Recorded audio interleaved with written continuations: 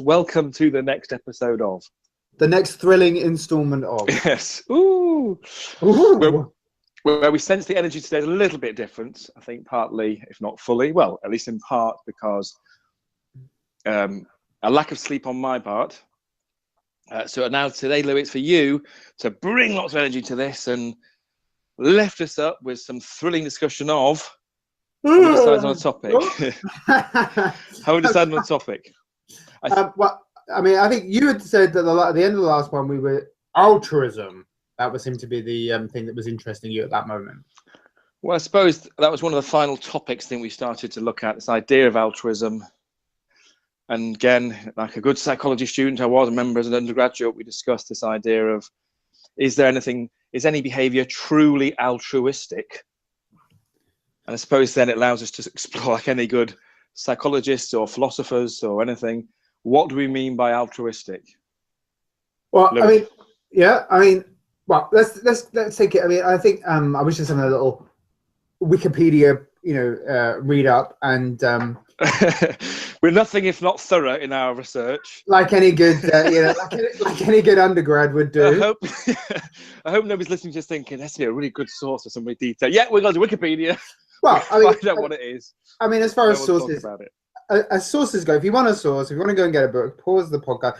The Origin of Virtue by Matt Ridley. I mean, that is a book that it's an amazing read about altruism that does much better than Matt and I will ever do in any kind of discussion about it, since Matt Ridley gets to the very core of the issue.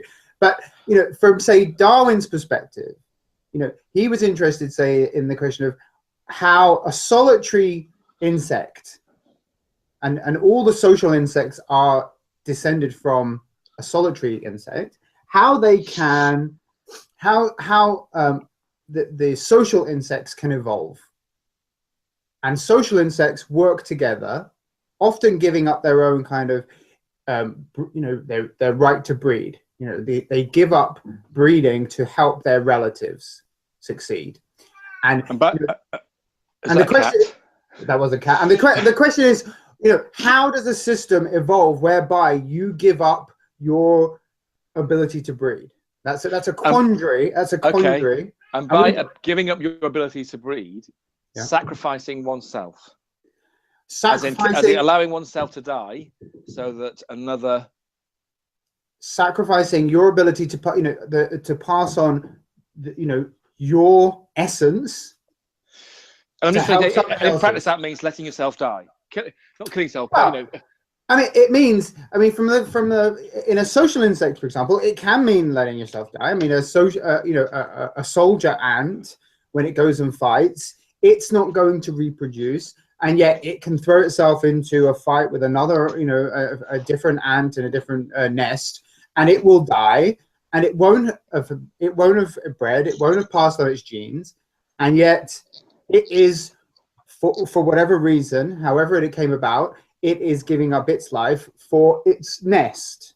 And that is a quandary to evolutionary thought.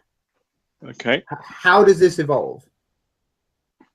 Now, this is obviously a slightly different question from, say, the higher order animals, like human beings. And I think it's always nice to start with the easier topics. How does it happen in the social insects? And the social insects are actually one of the most successful species on the planet.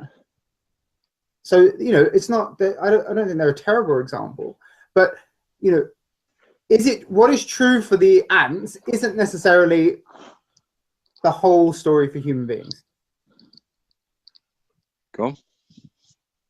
Are you there? Yeah, I was taking a sip of my tea. How dare you? So sorry. So you could give me more of a signal to say. So I'll take a sip of my tea, Matty, while you fill this gap. I'll sup a bit louder next time. Yes. Or you could just sort of say, "Oh, and I'll just take a sip of my tea," and we'll go, "What's happening? What's happening? What's he doing?" Okay, so we can start with social ants in terms of looking at so-called altruistic behaviour. So would it be described by the various writers in this area to say that, well, when a social ant, gives up its ability to reproduce, essentially, but through whatever behaviour that happens, if how does that, what's the understanding of that from an evolutionary perspective? Because you're giving up one's own capacity to do that, almost for the, let's say, the greater good. Let's use that term. I'm not sure the right term. And the evolutionary theory, you say it's a quandary how that could be explained in terms of evolutionary processes. Yeah, I mean, if we take it back to, say, as I said at the beginning, that we start off with social, solitary insects. So there are solitary wasps and solitary, insects that are the progenitors of the social insects. And the question is, how do you get from a creature that's just interested in its own reproductive success? How do you then evolve out of that creatures that give up that ability to reproduce to help other people that are, in its group? And it's a quandary. I mean, it certainly was in Darwin's time, and Darwin expressed, interest in the question. We might describe that as altruism. Some people describe that as altruism. I mean, whether you think that's the same kind of altruism, again, we're talking about with a higher order creature. But certainly, the social insects, they do things like, they do have their soldier ants, and they raise the queen's offspring and things like that. And these are behaviors that we might call altruistic. Describe as altruistic. Yeah. So you're saying it's a quandary how evolution, the theory of evolutionary processes may explain that. However, I'm assuming they do have an explanation for that. Sure. I mean, and I just want to say, I mean, obviously, I'm doing this off the top of my head. Like I'm not an expert on this particular don't quote topic. us on this, guys. Yeah, but essentially, in the sake of ants, for example, a nest is, the queen lays the eggs hatch, and the eggs are, the insects that are produced from the eggs are all related genetically. And so what that means is that if you give up your ability to breed, but you help somebody else that is genetically related to you breed, then the genes that are inside you and the genes that are inside that individual are almost identical genes. And so it doesn't really matter about whether you survive, as long as copies of the genes that are inside of you progress into the next generation. And a nest of ants, there are lots of copies of genes in lots of individuals, and when they kind of work together, they help more copies of the genes get into the next generation than would have done if in the solitary example. And that's how we explain altruism in that kind of creature. So from a genetic perspective, I'm going to say almost doesn't really matter which, again, forgive me if I'm fumbling for words, because I'm just going to say the ones that come to my head, and it may well be, you're kind of adding a level of interpretation to it, but it doesn't really matter which carrier of the genes, because a sibling, let's use the term close relative, is carrying many of the same genes. And that's why then the suggestion would be, at least, okay, I'm moving up to humans here, but you may say it different for lower order animals, that if one was going to do that, do a behavior that's to save genes, you're more likely to do something which the greatest number of, sorry, I'm going to use my voice, excuse me, the greater number of similar genes are being passed on, i.e. you're likely to save a close relative than a distant relative. Is that right? Essentially, the same gene will be in many, many individuals. And obviously a gene is a very small part of the DNA molecule. So, many of the individuals will have identical genes, and therefore that gene from and this is the one thing that you get in the selfish gene, for example, is to think about it from the gene's eye view. And from the gene's perspective, the gene does not care if it is in individual X or individual Y.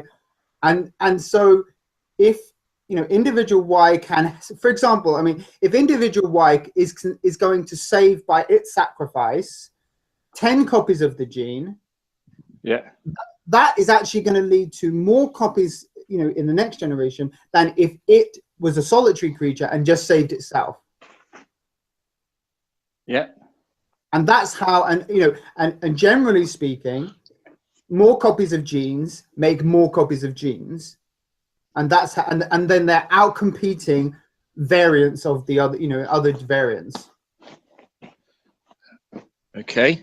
If that well, the phrase came to my head because I've been exploring this word beget recently. I don't mean the nice big crunchy things that you get with a bit of cheese in.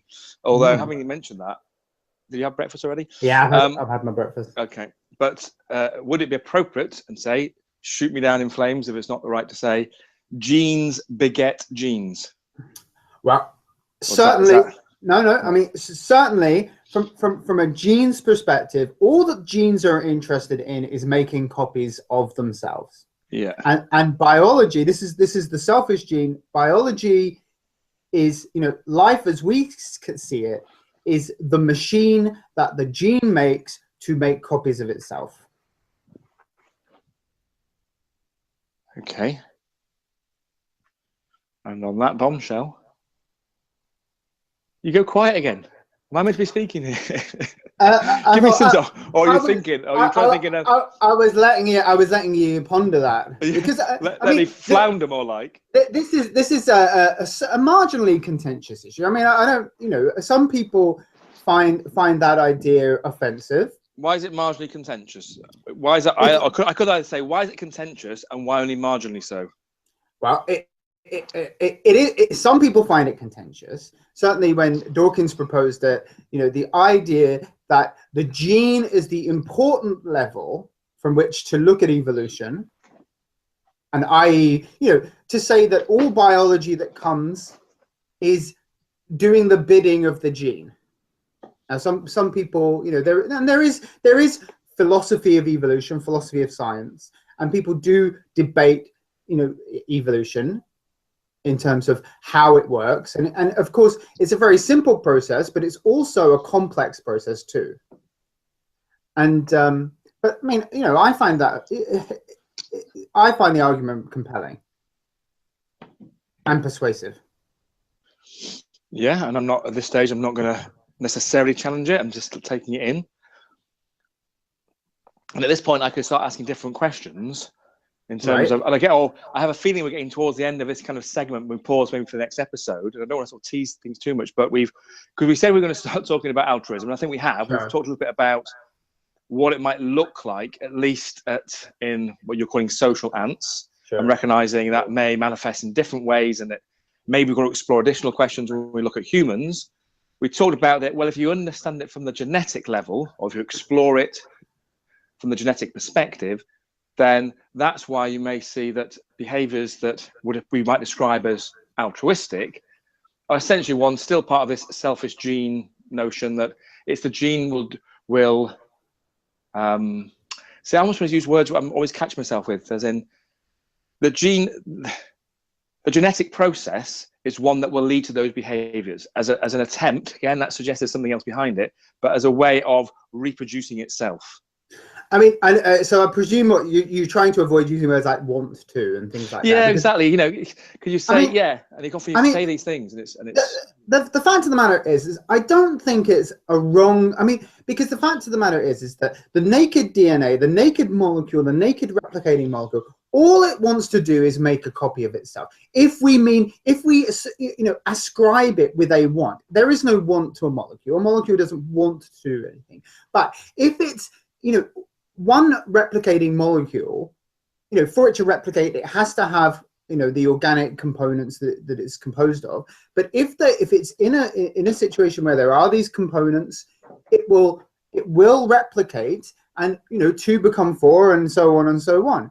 And that's all that's all it ever wants to do. And I don't think it's, I mean, if it helps people just understand, I mean, obviously, don't go thinking that there's a little person inside the DNA that's going, oh, I really want to make a copy of myself, because there isn't. It's almost, I mean, you have to think of it as being almost like an algorithm. It's an algorithm expressed in nature. As we said before in the past, like a ratchet, Yeah. And ultimately, if DNA, and this is a Dawkins, we can end on this point, but this is a Dawkins again. All that wants to do, all the string wants to do, is make a perfect copy of itself, and it's the imperfection, the inability of that string to make a perfect copy of itself, which is basically the gristle, of evolution, and the origin of species, because that's what means why you're going to get variation. because that's where so it's the errors in copying that allow evolution by natural selection to occur. Now, all right, if we're all a long line of errors, I mean, come on, people. I don't know. Why are you getting out of bed in the morning? You shit copy. Well, we'll ask that question in the next one then. So we'll ask again, we're back to this question of why is it worth getting out of bed? Are we just shit copies of each other? I would like to probably continue. And again, I know, well, not necessarily, but it may just find we'll continue where we continue, because again, we find these things just take their own life, as it were.